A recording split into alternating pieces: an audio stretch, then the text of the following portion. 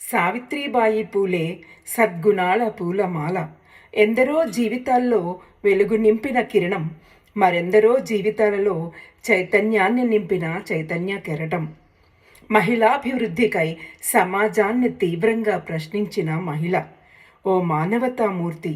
తానెన్ని అవహేళనలు భరించినా సాటి మహిళల విద్య కోసమై క్రొవ్వొత్తిలా తాను కరిగిన చిరునవ్వులతో భరించిన త్యాగమూర్తి సావిత్రిబాయి పూలే. పుట్టుక చావు అందరిది, కానీ మహోన్నతమైన జీవితం కొందరిదే.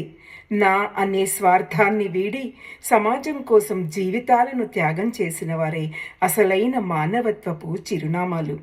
అలాంటి అద్భుతమైన చిరునామాని సావిత్రిబాయి పూలే. అమాయకత్వంతో, అవహేళనలతో, అవమానాలతో, మూఢ నమ్మకాలతో బందీలై జీవితాల్లో స్వతంత్రం కొరవడి బానిసత్వపు బ్రతుకుల్లో బందీలై కన్నీటి సెలయేళ్లై మూగ రోదనలతో కొట్టుమిట్టులాడే ఎందరో మహిళల పాలిట కల్పతరువైన త్యాగమూర్తి, చదువుల తల్లి, సంఘ సంస్కర్త, మొదటి మహిళా ఉపాధ్యాయురాలు మన సావిత్రిబాయి పూలే. బాల్యంలోని వైధవ్యాన్ని అనుభవించే ఎందరో ఆడపిల్లలను కన్నతల్లిలా చేరదీసిన కరుణారసమూర్తి. అలానే కావ్య పూలే అనే కవితా సంకలనం ద్వారా సాహితీ కిరణమై అక్షర వెలుగులు పంచారు. భర్త ఆకస్మికంగా దూరమైన దుఃఖాన్ని దిగమరింగి ఆయన ఆశయాల బాటలో సాగిన సహధర్మచారిణి సావిత్రిబాయి.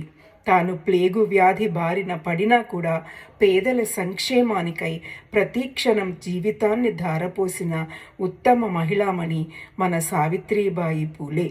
అమ్మా, మీ గురించి వర్ణించడానికి అక్షరాలు సైతం సరిపోవేమో. మీ త్యాగ నిరతిని కీర్తింప మా భావ సంపద సరిపోదేమో. అందుకే అందుకోవమ్మా మా వందనం, వినయంతో మీకు సమర్పించే ఈ అక్షర నీరాజనం. జనవరి 3 సావిత్రిబాయి పూలే జయంతి సందర్భాన్ని పురస్కరించుకొని నేను చదివినటువంటి కవిత.